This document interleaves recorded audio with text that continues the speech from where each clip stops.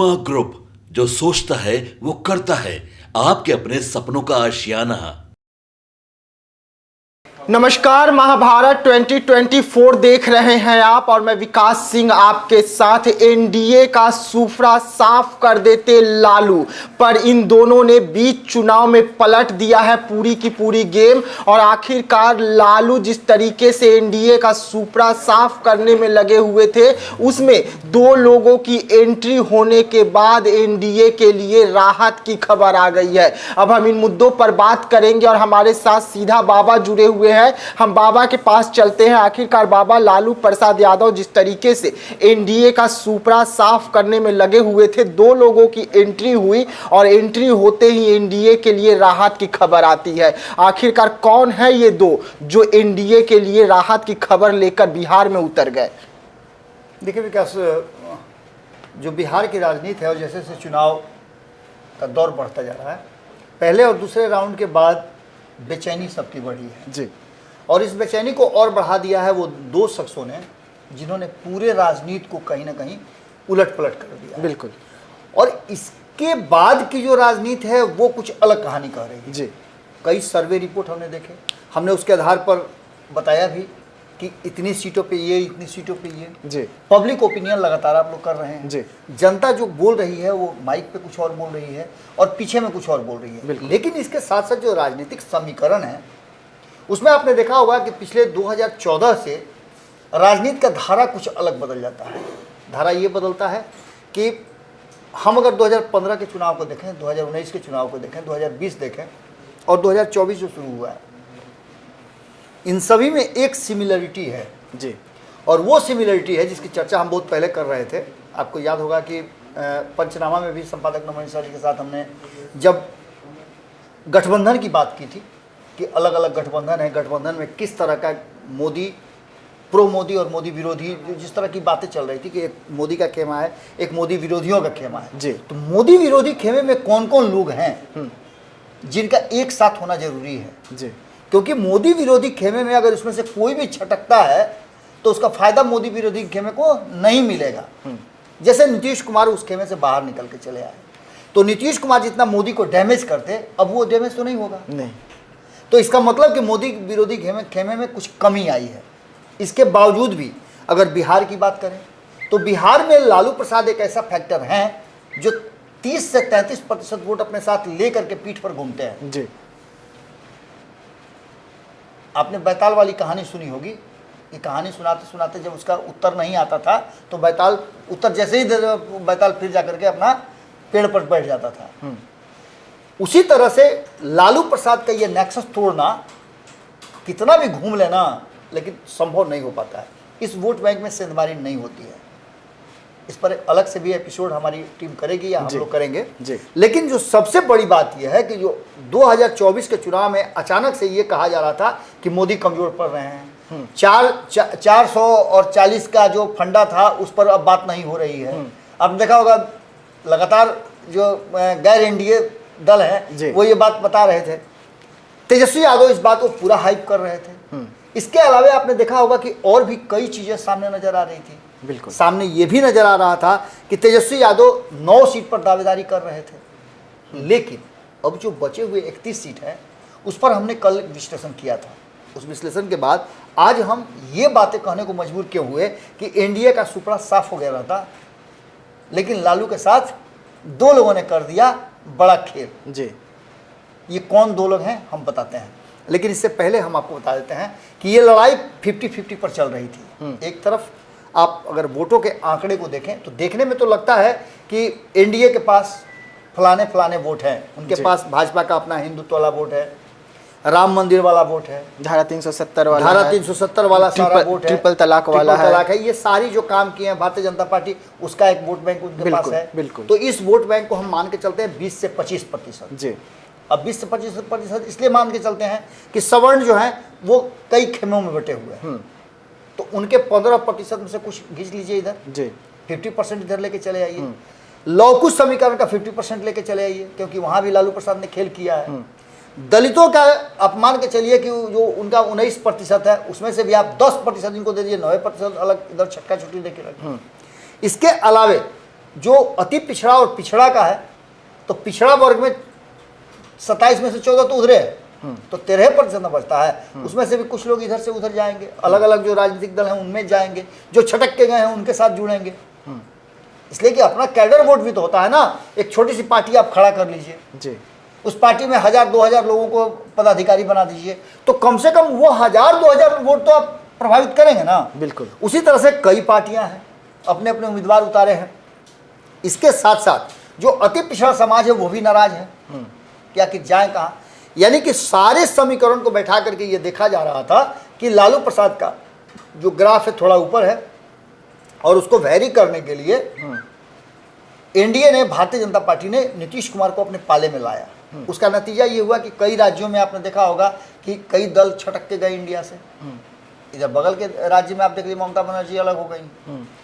इसका प्रभाव क्या पड़ेगा, लेकिन बिहार में जब आते हैं आप, तो बिहार में एक नया नेक्सस पैदा हुआ है। ये नेक्सस है बहुजन समाज पार्टी, जिसकी हम चर्चा बहुत लंबे समय से कर रहे थे। बहुजन समाज पार्टी हर चुनाव में कुछ न कुछ डैमेज करती है। 2020 के चुनाव में भी बहुजन समाज पार्टी का, AIMIM का, उपेंद्र कुशवाहा का, ये लोग का एक एलाइज था जी, जिसमें ये लोग 6 सीटें जीत करके आए थे। तो BSP का आप एक सीट देखे होइएगा, जो जमा खां हैं वो जदयू में चले गए, मंत्री भी हैं। AIMIM के जो 4 हैं उधर चले गए हैं राजद की तरफ जी। एक बचे हुए हैं जो चुनाव लड़ रहे हैं किशनगंज से। बिल्कुल। तो बसपा की बात करें तो बसपा अगर डैमेज किसी को करती है तो वो किसको डैमेज करेगी। निश्चित रूप से बसपा का जो वोट बैंक है वो लालू प्रसाद के पास जा रहा था, जो कि छट करके अब इधर आ जाएगा। हालांकि डैमेज मोदी भी होंगे, क्योंकि मोदी के पास जो जिस तरह से आपने देखा होगा पासवान हैं, मांझी हैं, तो और भी तो लोग हैं दलित समाज में, वो कहाँ जाएंगे। तो निश्चित रूप से वो वोटर जो है दलित के साथ रहते, लेकिन उनका वोट भी बट करके जाएगा। यानी कि इनमें से जो वोट कट के उधर जाएगा उस वोट का अंतर पड़ेगा, कहीं ना कहीं अंतर पैदा कर रहे हैं। BSP की बात करें तो 11 सीटों पे उन्होंने उम्मीदवार घोषित किया है, जिसमें से अगर बात करें तो बक्सर में अनिल चौधरी चुनाव लड़ रहे हैं, जिसमें सुधाकर सिंह और मिथिलेश तिवारी को ये कड़ा टक्कर देंगे। निश्चित रूप से दोनों के खेमे में जाने वाले वोट जो हैं, जिस वोट के आधार पर जीत हार होता, यहाँ तो एक अलग नेक्सस ही पैदा हो गया है, क्योंकि ददन पहलवान भी यहाँ से चुनाव लड़ रहे हैं, यहाँ से अमित मिश्रा भी चुनाव लड़ रहे हैं। ये सारे लोग कहीं ना कहीं बक्सर में अपनी किस्मत आजमा रहे हैं, लेकिन बसपा उसमें स्पेशल, क्योंकि बसपा का अपना कोर वोटर है, और खास करके दलित समाज का जो महादलित समाज है वो कोर वोटर है, वो अपना वोट अपने ही कैडर को देता है, यानी कि ये वोट वहाँ से कटेगा। दूसरा आप बात करें सासाराम की, तो यहाँ भी लगभग स्थिति वही है। कारागढ़ की बात करें तो यहाँ भी धीरज कुमार सिंह को उतारा गया है, जो कि अच्छा खासा डैमेज करेंगे। एक तरफ आप देखे होइएगा कि पवन सिंह का नाम चल रहा है, तो दूसरी तरफ राजाराम कुशवाहा और उपेंद्र कुशवाहा। तो आप तो वहाँ गए भी थे, ग्राउंड रिपोर्ट आपने देखा है। उपेंद्र कुशवाहा पर का ग्राफ ऊंचा जरूर है, लेकिन बसपा के आने से अगर वोट कटता है तो किसका कटेगा, ये एक बड़ा सवाल है। तो उपेंद्र कुशवाहा को ये इस वोट का इसका फायदा मिल सकता है, क्योंकि उस क्षेत्र जो है वो राजद विरोधी माना जाता है। तो राष्ट्रीय जनता दल से को लेकर के, या वहाँ का जो भौगोलिक स्थिति रहा है, सामाजिक समीकरण जो पहले रहा है 2005 से पहले, उन लोगों की नाराजगी जो है वो सीधे राष्ट्रीय जनता दल से है, और राष्ट्रीय जनता दल से नाराजगी होने का कारण आप समझ ही सकते हैं कि क्या होगा। तो यहाँ फायदा मिल सकता है एनडीए गठबंधन को। अगर वैशाली की बात करें तो यहाँ भी शंभू कुमार को उतारा गया है। यहाँ सवर्णों में ही लड़ाई है, भूमिहार वर्सेस राजपूत हो गया है। यहाँ की लड़ाई में भी कहीं ना कहीं मुन्ना शुक्ला को डैमेज करने के लिए अगर देखा जाए तो वैशाली में शंभू कुमार करेंगे। मधुबनी की बात करें तो मधुबनी में विकास कुमार को उतारा गया है। ये भी अगर डैमेज किसी को करते हैं तो यहाँ अली अशरफ फातमी को करेंगे। इसके अलावे मुजफ्फरपुर की बात करें तो यहाँ भी जो आंकड़े बैठाए जा रहे हैं उसमें राष्ट्रीय जनता दल बनाम एनडीए जो चल रहा है, इसलिए कि राष्ट्रीय जनता दल बनाम एनडीए बनाम इंडिया गठबंधन नहीं, यहाँ अधिक सीटों पे 23 सीटों पे चुनाव जो है वो राष्ट्रीय जनता दल लड़ रही है, और बाकी के लोगों को आप फ्रेम में भी नहीं देखिएगा। भले ही घूम रहे हों मुकेश सहनी साथ में, यदा कदा कांग्रेस के लोग भी उनके मंच पर खड़ा हो जाते हों, लेकिन यहाँ लीड तेजस्वी यादव ही कर रहे हैं। तो मेन लड़ाई तेजस्वी यादव से। सारण में भी लगभग यही स्थिति है। सारण में भी डॉक्टर विजय कुमार को खड़ा किया गया है, जो रोहिणी आचार्य पर भारी पड़ेंगे, मतलब कहीं ना कहीं उनके वोट में से अगर कुछ भी घटाते हैं बिल्कुल। तो निश्चित घटाएंगे। हाजीपुर में भी शशि स्वराज को खड़ा किया गया है, चिराग पासवान यहाँ चुनाव लड़ रहे हैं और ये संभावना व्यक्त की जा रही है कि यहाँ शिवचंद्र राम जो है, चूंकि चिराग पासवान का अपना कैडर वोट है, वो वोट तो आप इधर उधर नहीं होता, बिल्कुल नहीं होगा, लेकिन कहीं ना कहीं शशि स्वराज जो है वो यहाँ पर रिजर्व सीट है, तो आप समझ ही सकते हैं कुछ ना कुछ यहाँ डैमेज जरूर करेंगे। बात करें पूर्वी चंपारण की बेतिया की, तो यहाँ भी लगभग वही स्थिति है, सत्यम यादव को खड़ा किया गया है, तो यादव है तो किसका वोट काटेंगे आप समझ ही सकते हैं, क्योंकि यहाँ निश्चित रूप से कांग्रेस के उम्मीदवार खड़े हैं, तो यादव वोटर जो है यहाँ बटेंगे। इसके बाद शिवहर की बात करें तो शिवहर में विजेंद्र ठाकुर हैं, यहाँ भी विजेंद्र ठाकुर किसको डैमेज करेंगे सबको जानते हैं, राजपूत हैं जी बिल्कुल, तो यहाँ भी निश्चित रूप से लवली आनंद का खतरे में नजर आ रही हैं। लेकिन अब आगे क्या होता है ये देखना दिलचस्प होगा। लेकिन ये एक ही फंडा नहीं है, हमने दो लोगों की बात की थी, दूसरा AIMIM है जिसको कहा जाता है, ये दोनों को कहा जाता है ना कि ये भाजपा की बी टीम है। जब भी चुनाव में ये उतरते हैं तो ये कहा जाता है कि भाजपा की बी टीम है, तो ये बी टीम है तो ठीक है, बी टीम है तो निश्चित रूप से वॉक ओवर मिलेगा, और वॉक ओवर ऐसे मिलता है कि 11 सीटों पर तो हमने बताया कि बसपा का, इनमें से कई ऐसी सीट हैं 1 2 3 4 5 6 10 में से 6 सीटें ऐसी है जिस पर बसपा और AIMIM दोनों चुनाव लड़ रहे हैं। जैसे आप काराकट की सीट है, यहाँ AIMIM लड़ रहा है चुनाव, मधुबनी की सीट है यहाँ भी लड़ रहा है, मुजफ्फरपुर की सीट है यहाँ भी लड़ रहा है, शिवहर की सीट है यहाँ भी लड़ रहा है। इसके अलावे जहानाबाद की बात करें जहाँ कांटे की टक्कर होती है, यहाँ भी AIMIM चुनाव लड़ रहा है। इसके अलावे वाल्मीकि नगर की बात करें या मोतिहारी की, जो फैसला अभी नहीं हुआ है, दोनों में से एक सीट पर उतारा जाएगा, तो यहाँ भी डैमेज कर रहे हैं। यहाँ भी आपको हमने बताया ही था कि किस तरह का बना हुआ है। गोपालगंज की बात करें तो गोपालगंज में भी VIP को डैमेज कर सकते हैं AIMIM, वहाँ भी अपने उम्मीदवार उतारे हुए हैं।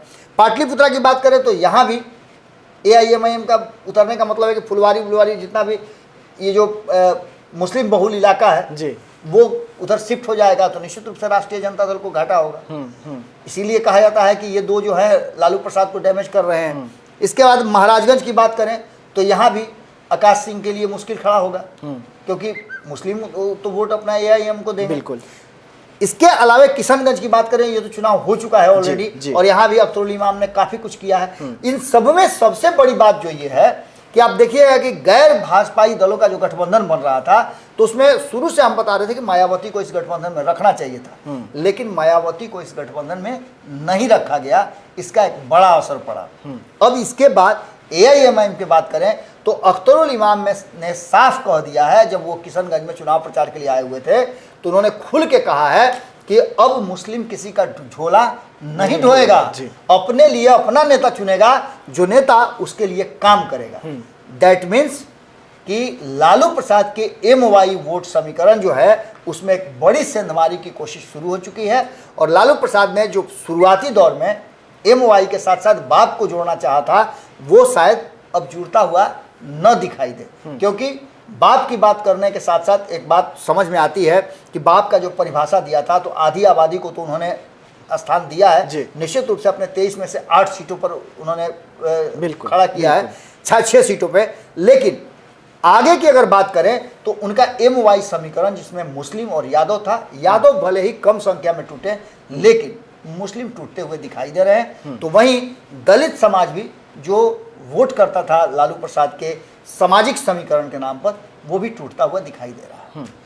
जी हाँ, तो बाबा को सुन रहे थे। अब बाबा आपको बता रहे थे कि महाभारत 2024 में लालू प्रसाद यादव जो है NDA का सुपड़ा साफ करने की पूरी प्लानिंग कर लिए थे, लेकिन जब से ये दो लोगों की एंट्री हुई है, यानी कि एक तरफ मायावती की पार्टी है तो दूसरी तरफ अवैसी की पार्टी है, और जब से ये दोनों ने बिहार में कदम रखा है और ऐलान किया है, अपने उम्मीदवारों को उतार दिए हैं, उसके बाद लालू प्रसाद यादव को झटका लगता हुआ महसूस हो रहा है। तो वहीं पर NDA के लिए राहत की खबर निकलकर सामने आ रही है, क्योंकि MY समीकरण जो लालू प्रसाद यादव का है उसमें बड़ी सेंधमारी जो है ये दोनों कर सकते हैं। तो ऐसे तमाम खबरों के लिए बने रहिएगा हमारे साथ, दीजिएगा इजाजत, धन्यवाद। पनोरमा ग्रुप, जो सोचता है वो करता है। अगर ये वीडियो पसंद आई और वह बिहार के राजनीति और बिहारियत से सरोकार रखेनी तो सब्सक्राइब बटन दबा के चैनल के सब्सक्राइब कर ली। ओजे एगो घंटी बा, ओकरा बटन दबा देला से कुल सटीक और मारक खबर रुआ मुफ्त में मिल जाई। अगर रउआ पत्रकारिता के हमनी के नया प्रयोग में सहयोग कर चाहतानी तो ज्वाइन बटन दबा दी। पेटीएम नंबर नोट कर ली 9386816700। धन्यवाद।